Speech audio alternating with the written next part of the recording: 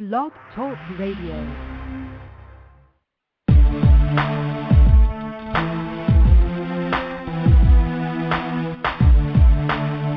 Broadcasting live from BattleScene America, BattleScene.Net presents BattleScene Rap Radio,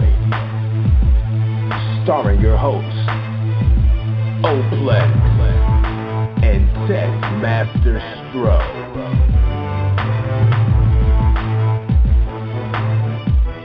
The pen has always been mightier than the sword.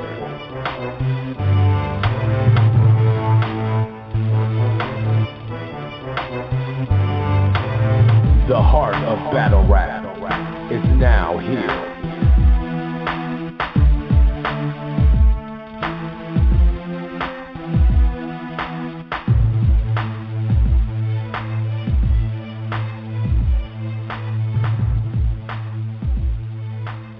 Battle rap fans worldwide, what is good? We are back in the building for the fastest hour in battle rap. We like to call it the Battle Scene AHAT wrap-up. Of course, I am your host.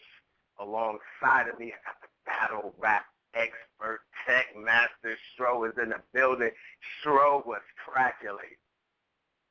Another great week in battle rap. I mean, and that's a wonderful thing. I've been able to say that for every week of this year, and that's just a beautiful thing. So I think fans really need to take heed and appreciate what, the leagues are bringing to the culture right now, because it's really a special moment in battle rap. All right, good deal. Tech Master, don't forget, this is going to be the first show that we let the fans know what's up with these BTG rankings. That's going to be a treat. We're going, we got to let y'all know who we feel are the top 10 gladiators on the battle scene. Let me get to my MC correspondent, ladies and gentlemen. One of the hardest working members in the culture is on the line. Our MC correspondent, Danny Myers, is in the building. Danny, what's good? What's good, y'all? Just happy to be back for another week. It has been a great year in battle rap so far, so we just gonna hope the trend continues. A lot of good battles coming up. And y'all work hard, man. What y'all mean I work hard? Y'all work hard. Y'all the hardest working in battle rap shit. Hey, I tell you what, if you and the crew don't work hard, man, we ain't working with nothing, man. I tell you that off rip, man. That's how it goes for us. All right. All right, of course, another MC correspondent coming from 100 Bars Magazine, the first lady of the battle scene, AHAT wrap-up, is back in the building. Miss Novella, what's good? Hey, what's up, everybody? How you doing? Doing good. Doing good. Were you able to witness the body bag on Sunday? Who's that between? Oh, no, that was the Denver Broncos. Excuse me, I'm sorry. I was like,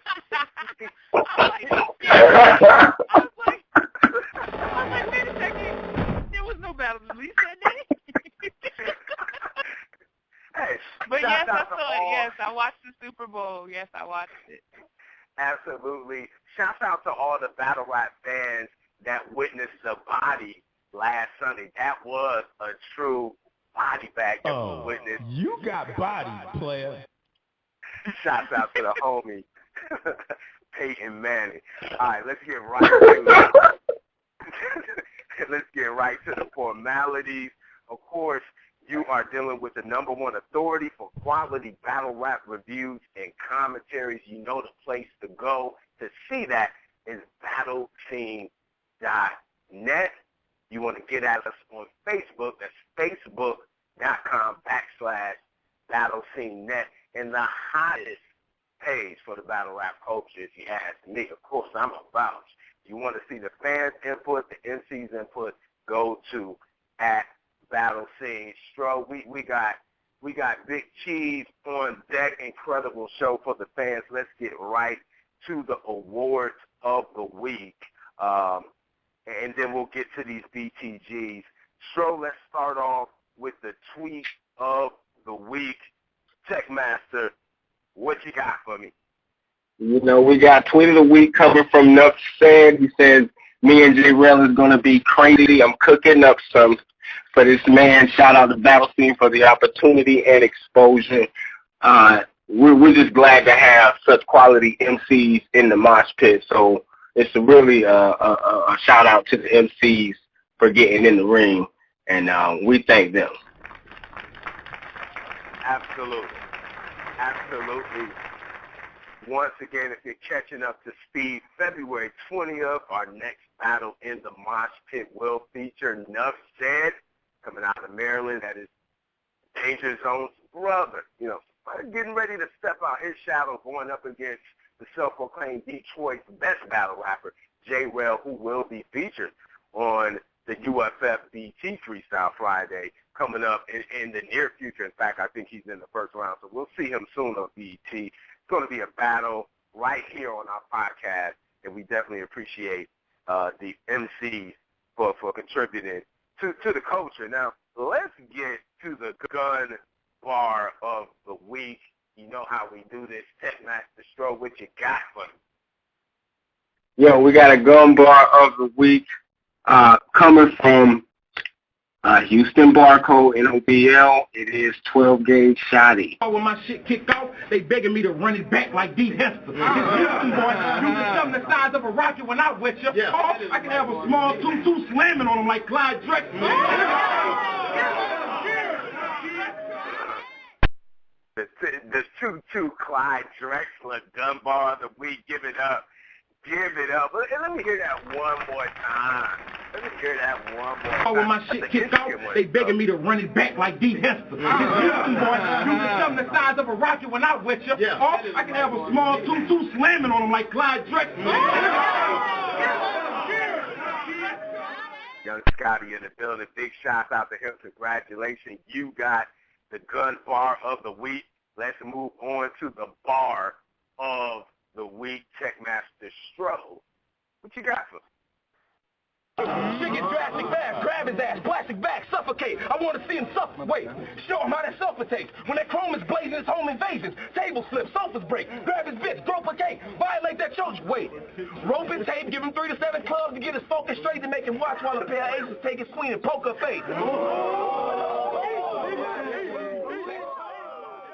Ladies and gentlemen, one time for Gutter in the building for the bar of the week.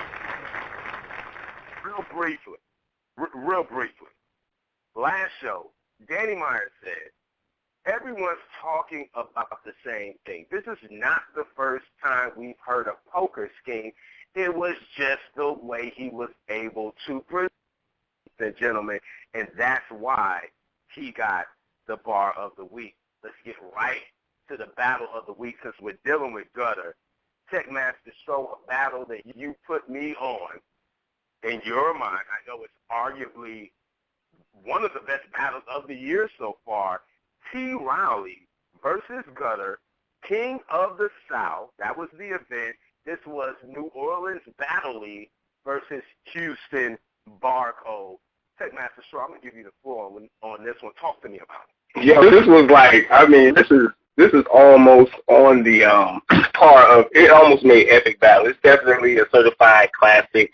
I felt like T. Riley was just, I mean, he was just really coming with so many bars that it was really overwhelming. And that third round was really the telling round that was, you know, really going to determine who was going to take it. And in the end, Gunner kind of turned his attention away from T. Riley, and that was just not something you can do. There were so many Moneyball bars in this battle that it was hard to pick, you know, a bar of the week or a gun bar of the week this episode because, I mean, there was just so many to pick from.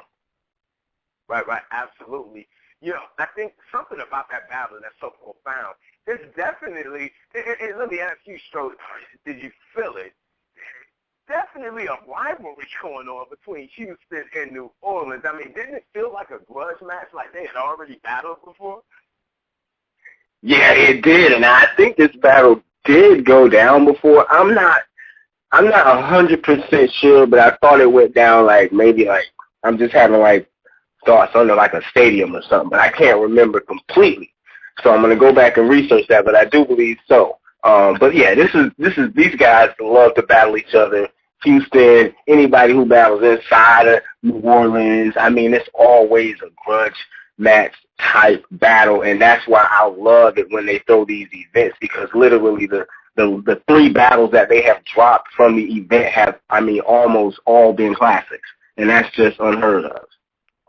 Right, absolutely. Let's go to the first lady of the battle scene, AHAT, Miss Novella. Give me your thoughts. I know you saw that battle. I agree. I agree it was a good battle. That's, yeah. That's pretty much what I have to say. Because you guys kind of just filled in everything. So on that particular battle, you guys filled in everything. Let me see what Danny had. Danny, were you able to see that one? Actually, I haven't seen it yet, but I've been hearing a lot of things from a lot of people. I will be checking it out. Yeah, man. You know what's happening in that Houston, New Orleans region is that when they battle inside of their own states, and I think when they battle state to state, man, you really just get top tier entertainment for the battle rap culture. Let's give both of those leagues a round of applause. The King of the South event was a major success for the battle rap culture. French Montana, big shots out, Houston Barcode. Good deal. All right, now, I wish we had a drum roll. We'll get that up for the next episode. It is time for us to reveal, because we started Battle Scene's Top Gladiators about 3 weeks ago. This is our top 10 list. It's kind of like the BCS poll, if you follow college football, of battle rap. There's been a lot of switching around. We had Daylight in there originally. We had JC in there originally. Things have changed. So now we're going to do a roll call, if you will. Tech Master Stroh. Let's hear it. Let's go from 10 all the way to 1. From 10 all the way to 1. And I know, listen, guys, it's a lot of battle rappers out there. And so this is a very fluid list. It changes all the time because battles are dropping all the time. And this list is very strict. You take losses, you go down, and you take losses to unranked members, you truly go down. And it don't matter what you decided to do in the ring.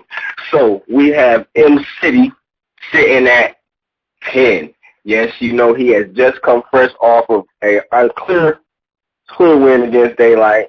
Daylight was sitting at 10 primarily because he really doesn't. Anyways, so at number 9 we have the KG the Poet. Okay. Coming in, KG the Poet sitting at number 9. Sitting at number 8, one of the best freestylers and rebuttalers in the game. He's really been coming up strong in 2013 and 2014, but kind of just started doing so at the end of 2013. So that's Big Cannon. This is going to be a very controversial number 7. I understand he hasn't battled very often, and he is, to me, coming off a loss, but everyone thinks he's coming off a win. It's a one-loaded Lux. I have sitting right at rank 7. Yes, he is ranked. Number 6, we have the heavy punching B Magic. St. Louis, you know, he's always going to be in there, but he's recently been having some issues with, coming up with a different way of actually getting his bars off. Now, we have coming off a recent victory over Calico, number 5, DNA. I mean, showing some. Yeah, he is in the top 5, coming off with some truly, classy rebuttals. I mean, just like, take the crowd in one bar type stuff. Number 4, very hard-working MC, always in the ring, always in top-tier bars all the time. A lot of Zay. We really have a lot of respect for that guy. Yeah, absolutely. Now, I know my number 3 is going to be very controversial, being that most people feel he lost to Loaded Lux, but, you know, seeing what he actually did in the ring and how he was actually able to utilize more than just written material to overcome his opponent, I feel that shows more showmanship and skill set for an MC. So I'm giving that to Hollow the Don, number 3. Coming in at number 2, the premier and first member of the 301, Danny Myers. Listen, this is one of the hardest, if not the hardest, working MCs in battle rap. You always get what you pay for, and he never disrespects the culture. Danny Myers coming in at number 2. And number 1, the most versatile MC in my mind in the game, really always coming with, like I said, quality material. Even if he chokes, he's versatile enough with freestyles to kind of make up for it. Charlie Clips sitting at number 1 in the BattleScene.net's Top Gladiators. There it is. Round of applause for the BTG rankings. The MCs that are involved with. Now, out of that top 10, let us say there are 2 members that are 300, certified Battle Scene 300. That is KG the Poet, all right, and that is Danny Myers. But all of these guys are working hard. I'm going to give a brief disclaimer. If you're not battling, 60 days goes by, points get deducted. If other people are working harder, you might drop down. If you're at number 10, probably between 10 and 7, you might get knocked out, especially if you battle, someone that hasn't been battling a lot in the top 10. It is about your work ethic. It is about your performance and your bars, and it is about how you treat the culture. Unfortunately, I mean, I think, where was Daylight at? We're briefly short. Daylight, when we first did this, was he number 4? Daylight was number 4. Daylight was number 4. He took a loss to Scheme. I kind of want to give the fans how we're thinking about this. He lost to Scheme, and then the In-City battle dropped. He lost to In-City and literally got booted out of the top 10 CD rankings. Let's get right into the weekly recap. Brooklyn Mic Club. I know that a lot of people aren't on it. You know why? Because I look at the views on their battle, and I see that a lot of people aren't paying attention. People know about, battle heads know about Brooklyn Mic Club. It's that NYC infamous battle league. But, hey, people like Sting, Cream, there is an MC named Cream, that battle Sting before Sting's PD dropped, hanging out in this Brooklyn Mic Club thing. And we had this battle come out, Stash versus Bad Luck, a really profound battle. Techmaster Stro, talk to me. Did you get a chance to look at that battle? Yeah, I actually did. I thought it was a pretty even matchup. I mean, they had styles that, they were kind of clashing, and they had a very, they were different, but they were both good at what they did. And I really did kind of like the angle that Bad Luck was coming from, just kind of on a delivery and swag. I know you said that he didn't seem to have that much swag, but I thought he was kind of bringing it in a different way. I think this is a very debatable battle. Oh, well, no, actually, what I was saying was I felt that actually Bad Luck had more swag than Stash, but his bars weren't heavy enough. That was my thing about that battle. Miss Novella, I know you saw the battle. Talk to me about it. Yes. To me, honestly, I agree that it's a debatable because it depends on, like I said, I can't stress enough, it depends on the style that you kind of rock with more. And to me, like, Stash, he has some good lines going in, but I like how, Bad Luck kind of did take that, like, dominance approach because a lot of people assume that aggression is all, like, the anger, the yelling, but it's dominance, it's control. Like, he took control, like, when he was spitting. You know what I mean? Right. He kind of had like that demanding type of presence that kind of had everybody like, ooh, okay, let me hear more bars, you know. Even though in the third round he kind of, you know, stumbled a bit and like kept forgetting lines. That I think that was his only issue. Off. And one thing about him, I think it's very rare, ladies and gentlemen, that you see someone that has an aggressive, passive style.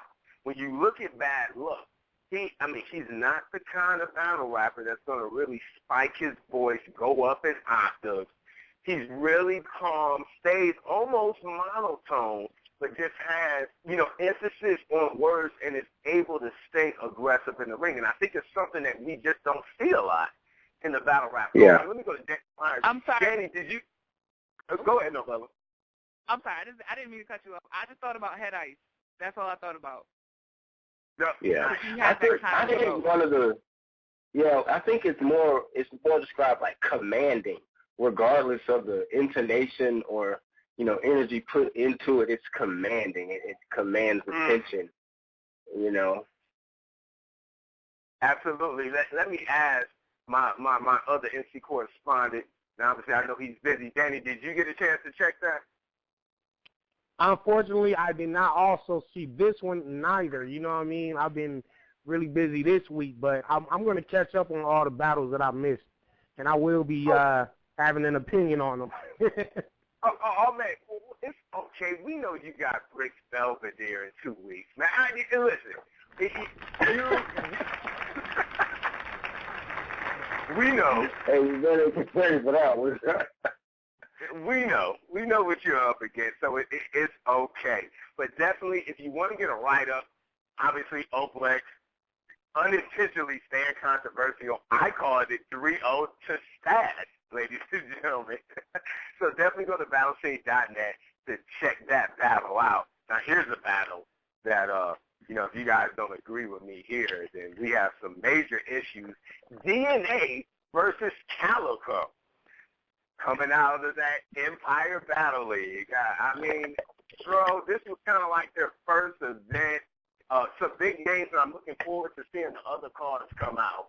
But we saw one of the worst showings of Calico ever. You got DNA on its home turf in Queens.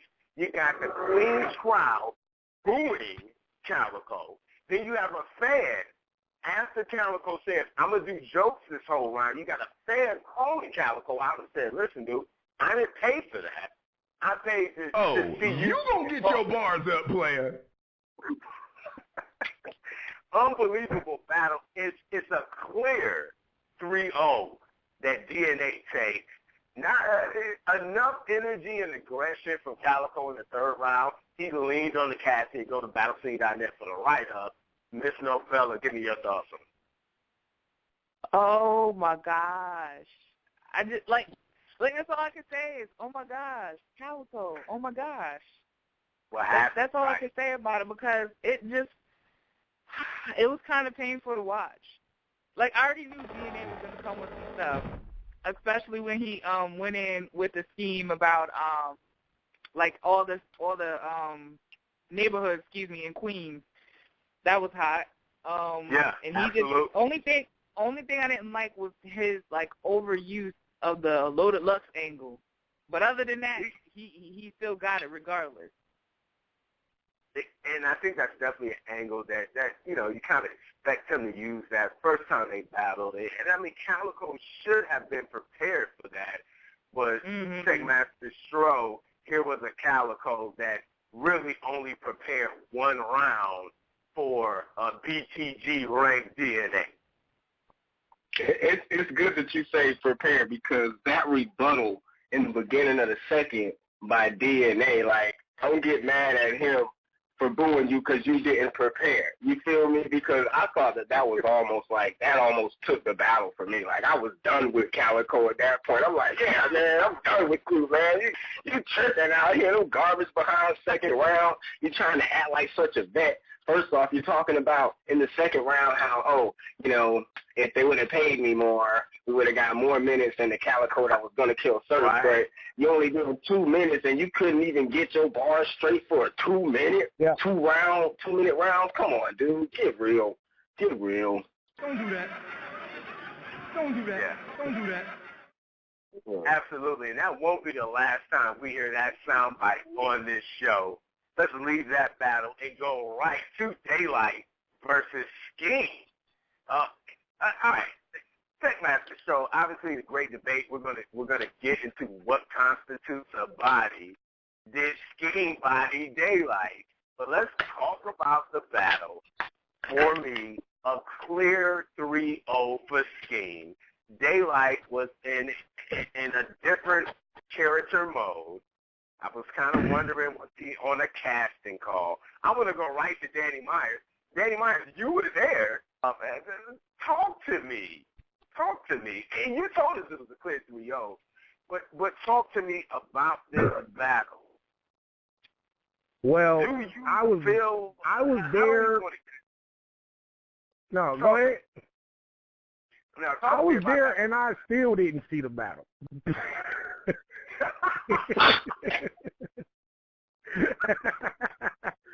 Well, you know what? Don't do that. Like, Don't do that. prior to the battle, Scheme told me that he had some shit for Daylight.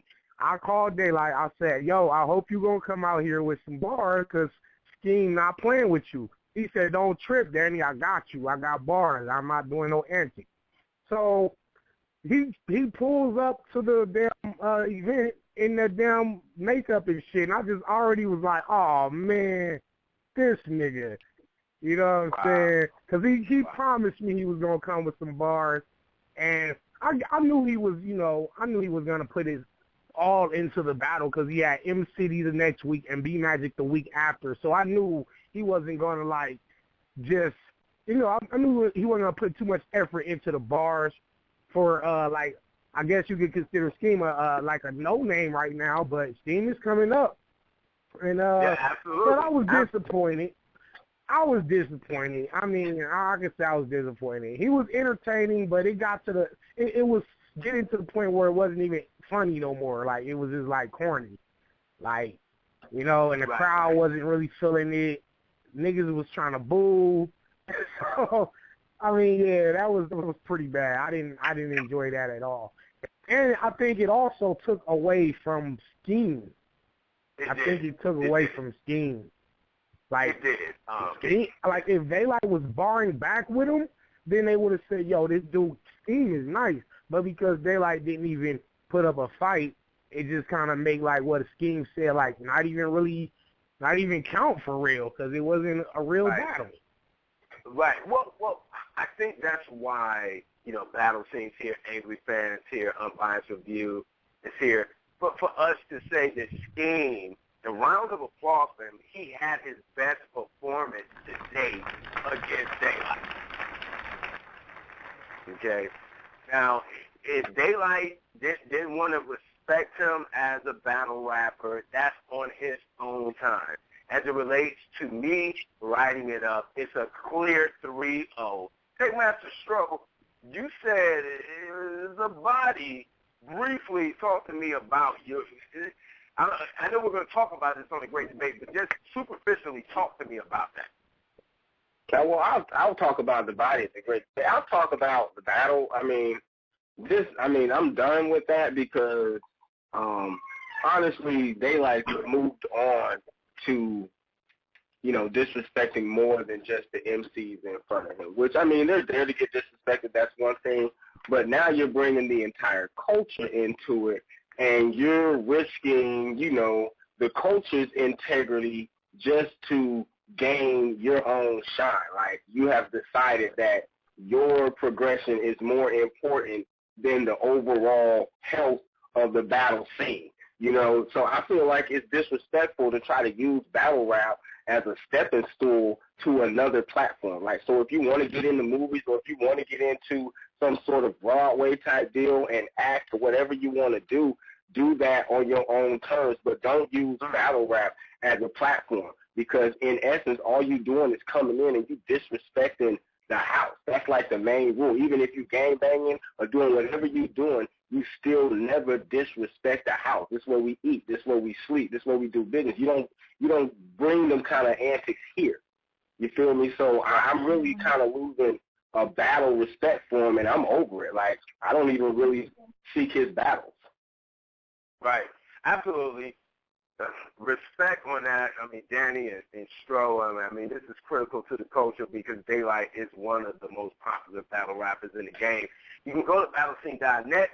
I entitled that write-up, Minstrel Show or a Body Bag. Make sure you check that out at BattleScene.Net. Now, I want to go right to a new segment, something that we're breaking out. This, if you're listening, what a treat for you. Breaking out a new segment in the show. We call this Novella's Corner. Miss Novella, the first lady of the battle scene, AHAT rapper, has some battles to talk to us about. What battle are we going into tonight, Miss Novella? All right. Well, I was taking a look at the sparring session. Shout out to Queen of the Ring. Shout out to Bav, Debo, Beg. So the sparring session I looked at was BK Finest versus Karma Kane. Now, let me just get into it really quickly. I really think that BK Finest took it 2-1. Reason being is because the third round, apparently there was an issue with how close is too close, pretty much. I guess she was fitting a gun bar, and her hand was going, and Karma Kane had waved her hand away, and she kind of disrupted the battle, so to speak. Okay. So my question is, how close is too close? You know what I'm saying? Is that going to be an issue in battle rap in general, not just with, the female MCs, but just in general? Because, I mean, to me personally, it's a part of it. It's a part of the performance for somebody to get in your face. Like, we as fans are supposed to really believe, like, okay, you really going to kill this person, or you're really going to do this. Like, as long as the person doesn't personally touch you, see that there's a problem.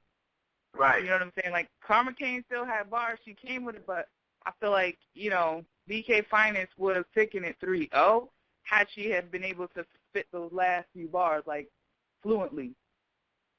Because I think she's creative and everything. So, I don't know. That's the question I have to ask that one. Yeah, well, you know what? Obviously, asking us real briefly, let's get into it.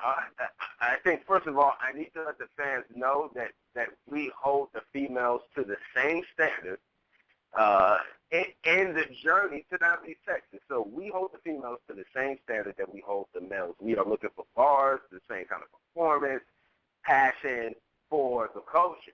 Now, we have seen plenty of battles, female or male, where hands are in your face, literally talking in your ear. I mean, the guy's probably getting spit in his face just because the guy's talking. I saw this battle. I'm going to say that Karma Kane knew that she was losing. I'm going to take your train of thought because I actually feel differently about the call on the battle. But if she felt the way you're saying, she got a little frustrated because Brooklyn Finest and BK Finest was already putting her hands in her face the whole battle. But in that third round, it reached her boiling point. She put her hand up and hit her hand, and obviously BK said, "What, do we have a problem?" Because she had been doing it the whole battle. Now, me personally, that's a cop-out. Let me say that. That's a cop-out, and BK called her and said, "Don't ever do that again. Don't ever do that again." And I like that. Don't ever do that again. So something for the fans to think about. How close is too close? Danny Myers, you've had all kinds of guys in your face. Now talk to me. Okay, well, me, I don't really care about dudes getting in my face. It's almost like an intimidation tactic, but it don't work on me because I know all that shit is just an act. As long as somebody don't physically slap me or some shit like that, on some intentional trying to really, really punk me, then it's all good. Like I don't mind it. You know, it's just part of the show. It's just part of the act. And if niggas want to jump in my face and rap all in my ear, I don't care. Just as long as they don't touch me, because there is a boundary. You cannot. There are lines you just cannot cross, and you'll know when somebody intentionally crosses the line or when it's just a part of the act. So I don't mind it. Right, absolutely. Now, psychologically speaking, I think they say that personal space is 3 feet, but we being battle rap heads, we know that gets violated every battle. But more, that's what I'm saying. It brings more attention back to Miss Kane. Like, why did she kind of wave her hand off and say that? Probably because she thought she was losing. Let's round up applause. Go ahead, Ms. Nova. What you got? I'm sorry, she was losing. No shade to her, but she was losing. And to me, I don't know why she did that. I really don't know. Well, she did that because she was losing. That's what happened. Oh, you gonna get your bars up, player. That's why she did that. It's kind of like 2 years ago in Dominican Sue. Why did he stump Aaron Rodgers?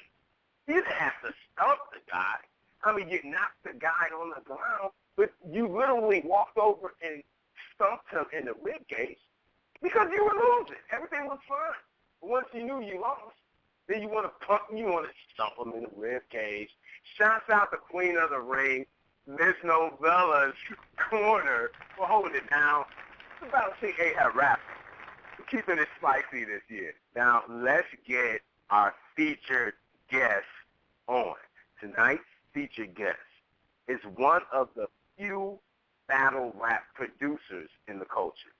His notoriety has been spawned by his savvy audio and video editing, as well as his overall production of converting battle rappers' bars into a full song. And you can check his work on YouTube on the Big Cheese Mix channel. We got the BigCheeseKit.com website. Ladies and gentlemen, welcome Big Cheese to the live man. Thank you. You're too kind. Thank you. No, what's going on, y'all? What's going on? What's good, man? Thanks for coming on, man. It's great to have you here, man. Oh, man, thanks for having me, man. Major shout out to y'all, man. Much love to y'all. Oh, man, much love to you. What you're doing for the culture is unprecedented. As we know, if a lot of battleheads are really following the culture, you are the creator of battle rap mixing. Now, with that said, I'm assuming that you already had a profound admiration for battle rap. What motivated you to start this whole battle rap mixing journey? And talk to me about that. Like that first day when you said, I'm going to take these bars and put it on the beat. Talk to me about what was happening. Man, it's crazy because, I've been watching battle rap, for a long time, way before it was even Smack on the URL or whatnot, like Smack DVD days. And I'm hearing these dudes, rapping. I'm like, man, this could go to a beat. But when I was young, I was broke. I ain't have no computer. I didn't have nothing to put the beat to. So I was like beatboxing or beat on the table, be like, oh, man, this would go good with the beat. But like T-Rex and, like Party, I was in ciphers. You was in diapers. I was like, oh, this could go so hard with a New York type of beat, but I ain't got no computer. You know what I'm saying? So it's like I've been inspired ever since the old battle rap days where there was no beat behind it, but it's like they're rapping to a beat. Right. Okay. So let's get right into it. Let's give the fans a closer look at the process when you're in the studio creating, your brand. First, right. How do you select the artist? Now, I know obviously the artist has to have exceptional bars, but talk to us about, like the cadence, the delivery, the performance, as it relates to blending the vocals in with the track. Talk to us about how this is going on.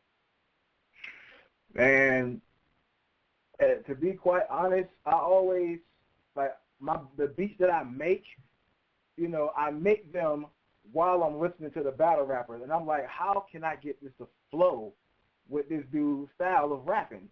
And 90% of my beats I've made myself. The other 10% was my little nephew and somebody else that wanted to, advertise himself. But when I prepare a beat for an artist, I always listen to the vocals first. Okay. And then once the vocals kick in, I'm like boom bap, boom bap. Then whatever tune, I just blend that together and then put it together. And it's like, damn, that's magic. Not be more fucking magic, but magic. Right.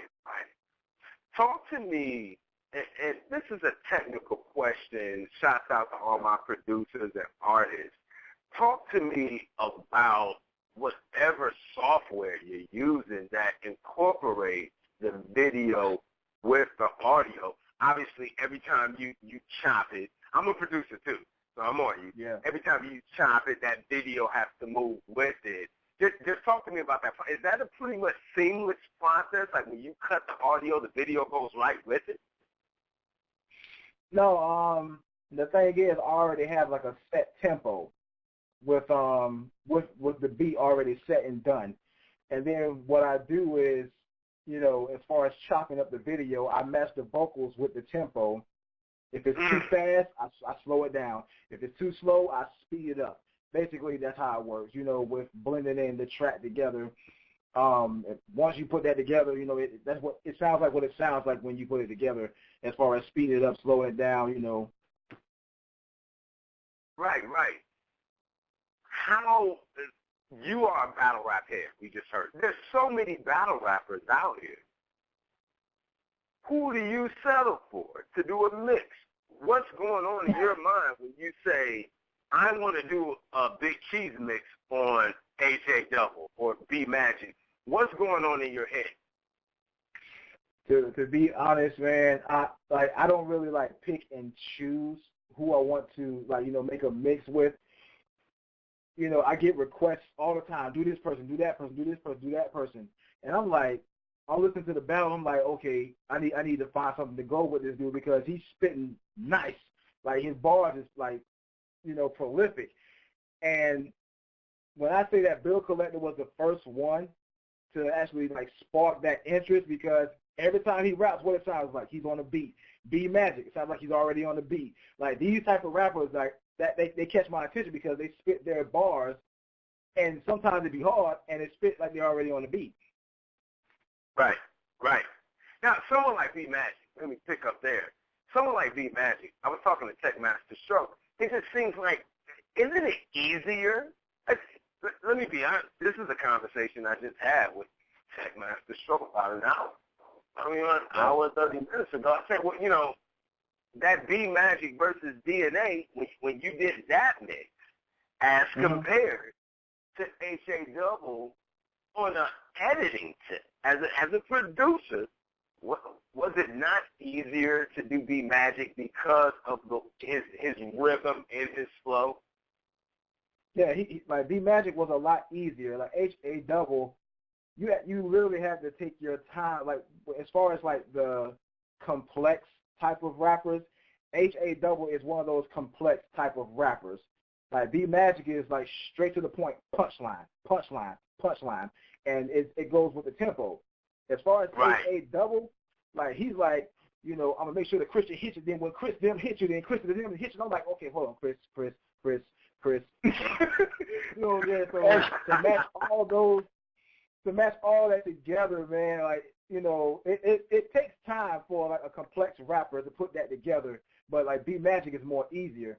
I prefer the difficult ones because I feel like it's a challenge to me. Okay, good deal. I like that. And again, you're talking to a producer too, so we're kind of, we're giving the fans both sides of the coins. Like we're talking for the fans and for the guys, for the artists and producers that know what's going on in the studio. I'm off that, as the battle rappers say. All right. Can we expect a battle rap mixtape project from you in the near future? Now, when I say that, I know that you are affiliated with Smack, and I know when you get to talking publishing and you're using other battle rappers' lyrics, things can get a little tricky. But talk to me. Yeah. Can we expect like a fully published product of what you've been doing? Because obviously you got the following. Well, as far as like publishing to sell, that probably won't happen because to sell, that will not happen.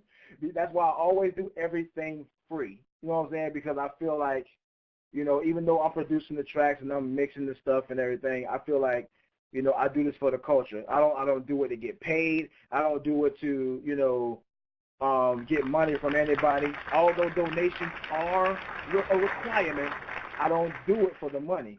You see what I'm saying? I do it for the culture. And people think that I just do it for the money, Well, you know, like I say, I don't get paid, but, you know, my light bill be sky high. You know, but at the same time, I work. You know what I'm saying? I work. I make sure that my bills are paid, and I make sure that I deliver to the people that ask for. I give them quality, not quantity. Absolutely. And obviously you're dealing with Battle Scene. We're all about that. But talk to me about you being the pioneer of this culture. Where's this thing going? I mean, obviously we got this reality show going on the Shady Devo channel. You got Joe Budden is about to battle Hollow the Don. The culture is expanding by the second. More money's coming in, and you are somewhat in a subculture of a subculture. You started it. Where do you see this going as the battle rap culture continues to expand? Well, I don't know about reality TV. You know, people like, you know, I'm sitting down doing my work and I got a camera behind me. I'm already paranoid. Somebody just might get shot. I'm just saying. You know, I mean, but I do see it, you know, going further than YouTube. You know, because like I said, you see battle rap like growing, like anonymously just growing. Like you had the UW Battle League that was basically one of the biggest pay-per-view events on Ustream, according to battle rap, that is. You have the battle rappers going on MTV, the battle rappers on BET with the UFF with Smack and them. So, like I said, it's progressing. You know, as far as battle rap culture is progressing. You may see it mainstream, but trust me, that probably will die down soon. But as far as the street battle rap, as far as Smack, King of the Dot, Grind Time, you know, that's always going to be there. Right, absolutely. And I agree with you. My thing is, do you see what you're doing? Because, again, you birthed it. Do you see to where other producers will be coming out, doing battle rap mixes, battling? Has that happened? Yeah, I do. Like, there's already a few out. Shout out to Big Tom. And other few, I forgot their names. I do apologize if y'all listening. I forgot your names, but I know that you're out there doing your mixes. All I can do is salute you. You know, I'm not the type of person that, you know, you can't copy, respect, et cetera, et cetera. I know what I did. I'm not going to continue to remind you can't copy me. You see what I'm saying? I'm going to let you know I salute what you do. I'm proud of you. I'm proud of what you do. But just know, when I make my mix, shout me out too. Shit. You know, I'm not the type of person. I'm not petty. Like, don't let the unbiased review group fool you. I'm not a petty person in real life. You know what I'm saying? I respect everybody. I respect everybody's opinion, and in return, that's all I want.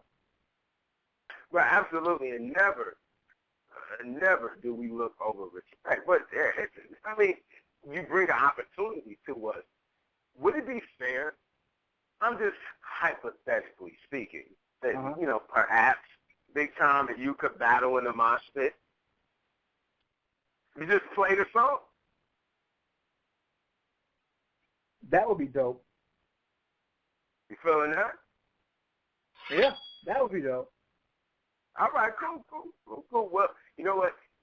We haven't talked to Big Tom. Shouts out to Big Tom. Shouts out to Big G's. I mean, there's a small percentage of these guys.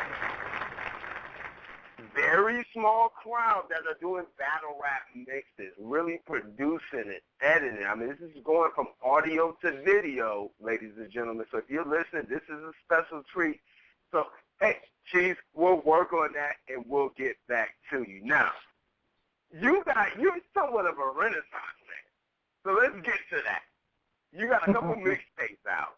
All right, and I got a great soundbite for the fans. Check Master Show. Where you at, man? Where you got? Brands that make me dance.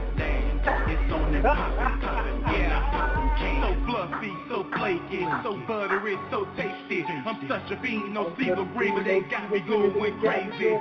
All these different brands, I'll eat them all if I can. I'm dancing while I'm spraying pan, put 8 biscuits on the pan. Give me more. So there we go. That's the funny side of me, yo. Like I said, I told I'm more than just like a mixer, man. On my channel, you're gonna get mixes, but I also have a hip hop channel, a parody channel, a gaming channel, and a blogging channel. I have 5 channels, so I do a little bit of everything. And what y'all just heard, that tomfoolery, I love doing that shit because laughter is the best medicine. Absolutely. Absolutely. How are you balancing all of this, man? We went to the website. Once again, BigCheeseKid.com.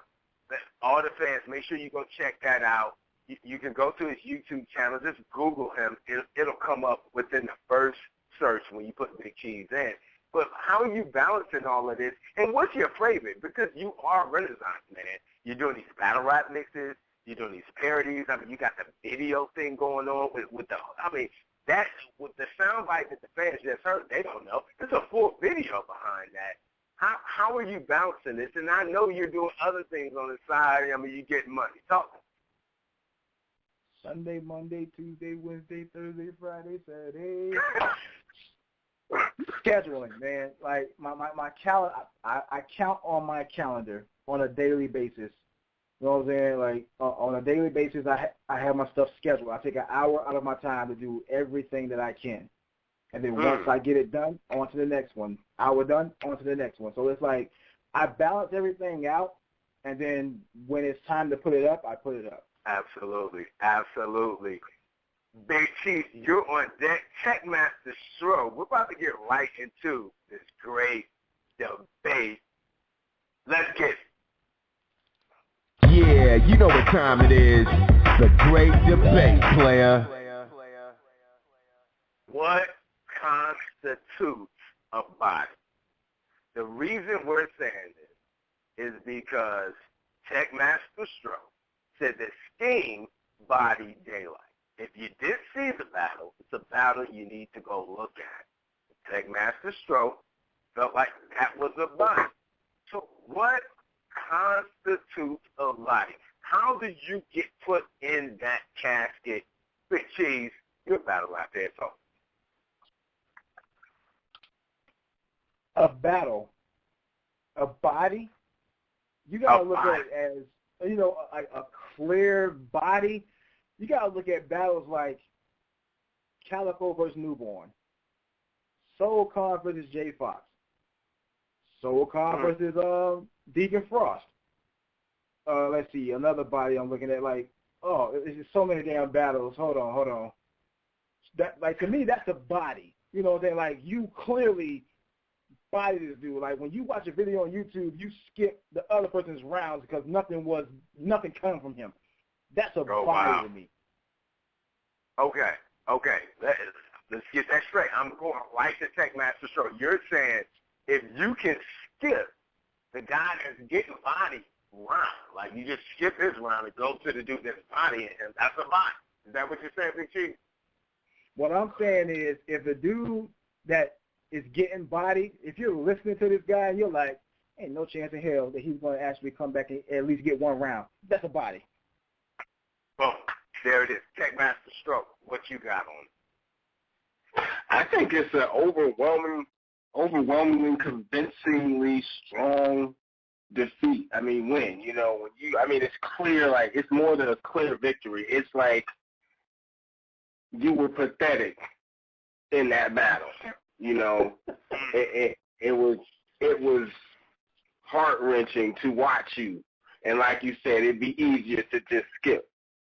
You know, and then it becomes, and it's almost like something you can feel like, oh man, it's a bad feeling every time his verse comes up, because you know it's just like, especially by the third round, like a body, you should know pretty much by the second round, pretty much. Like, oh shit, man.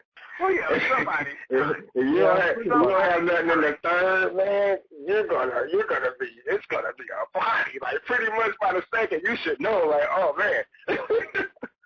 Right. Absolutely. I mean, I totally agree. The body starts, to me, it starts in the first round, but the only opt-out, because normally when you look at a body, you see that first and that second, and you're like, this is a body. But rare cases, someone can jump out the casket in the third. Danny Myers did scheme body daylight.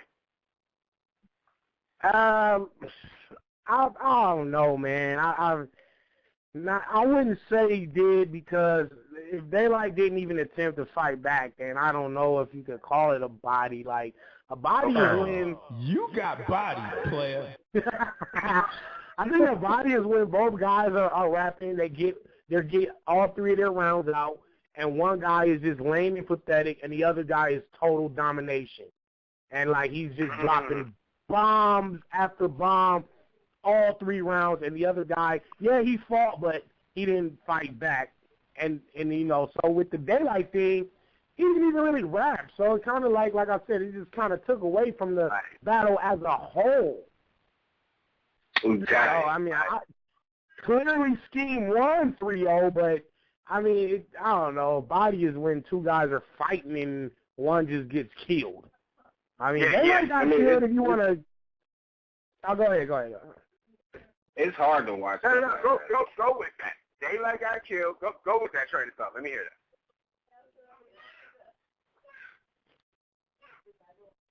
that. Danny, you there? Yeah. I was it. I mean, I don't got nothing else to say on it. Okay, good deal. Let's go to the first lady of the BattleScene AHAT wrap-up, Ms. Novella. Talk to me about what constitutes a body and this scheme body daylight. I agree with Danny, because if the other person's not even spitting bars, because that's what a body is. When you get killed by bars, when you get out-barred, you get barred to death. But if the other person is not even spitting, it's not a body. It's a 3-0, yes, it's a 3-0, but it's not a clear, concise body to me. I try to understand how you can say like a body is when you get completely outbarred, but if you're not spitting, somehow you like can get away with being outbarred by simply not spitting in a battle. I'm not going to spit so you can't outbar me. Isn't that a paradox? I mean, how does that work? Oh wow. I mean, is there no technicality involved? Is battle rap such a glop of just everything that nothing really matters? All right, cool. You're listening to the fastest hour in battle rap. We're going to go over, because Tech, the battle rap expert, just made a great point, and everybody needs to kick in. That is a paradox. Ms. Novella, rebuttal, fight back. Yes, you have a point there, but it is subjective in general if you think about it, and that's why I say, for me personally, a body is when you hear 2 people going back and forth, and the other person is taking over them. They are killing them. The other person material just completely sucks. Like they just took over from round 1 to 3. And to me, like, it's like he didn't try, so it wasn't a body. It's just a 3-0. And I think, to me, if you're a top-tier person and you're going to give an up-and-comer a chance, give them a real chance. Give them a real chance. I agree with. I feel like you're describing Scheme's battle, except you're nullifying everything about it simply because Daylight didn't try. So it can't be a body because Daylight didn't try. Let me get an Oplex confession now. I told you we're going to go over an hour. We won't go over 10 minutes. This is the fastest hour of battle rap. Tonight, an hour and 10 minutes. let me confess to you. If you are top tier, okay, and you're in a position like Daylight,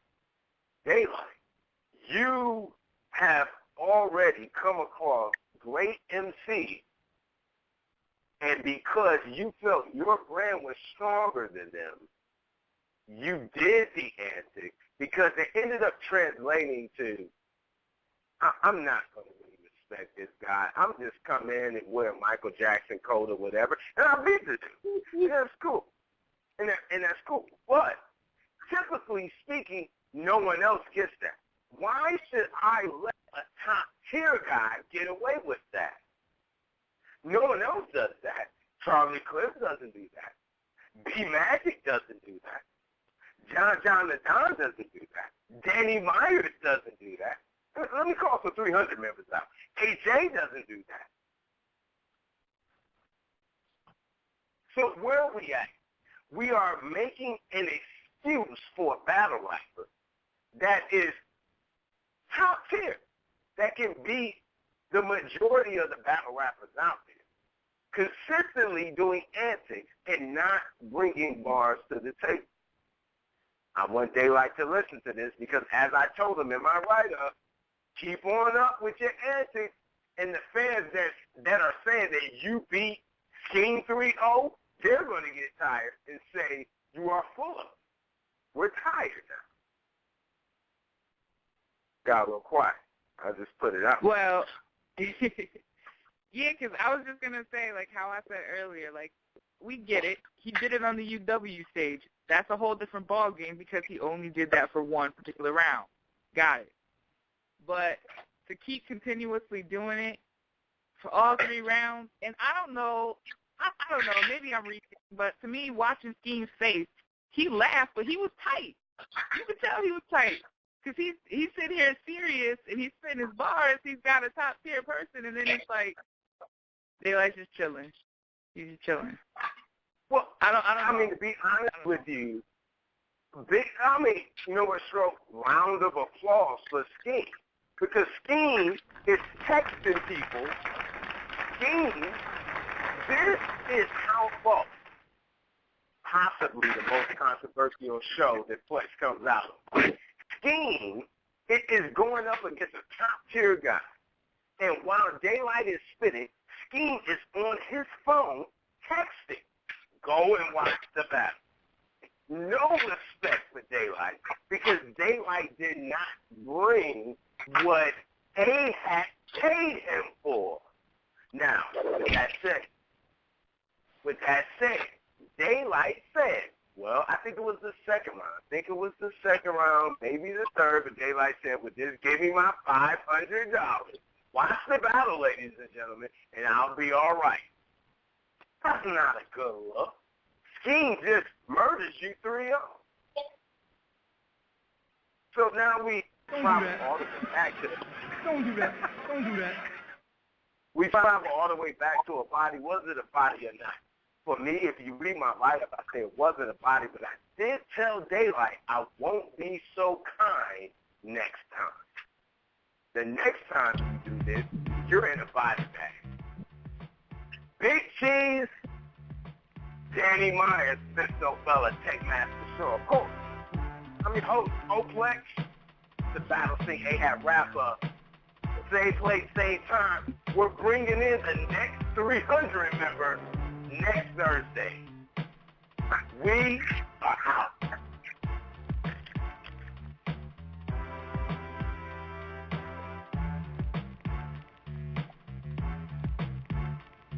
Brands that make me dance, brands that make me dance.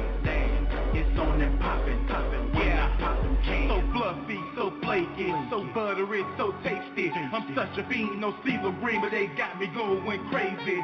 All these different brands, I'll eat them all if I can. I'm dancing while I'm spraying pan, put 8 biscuits on the pan.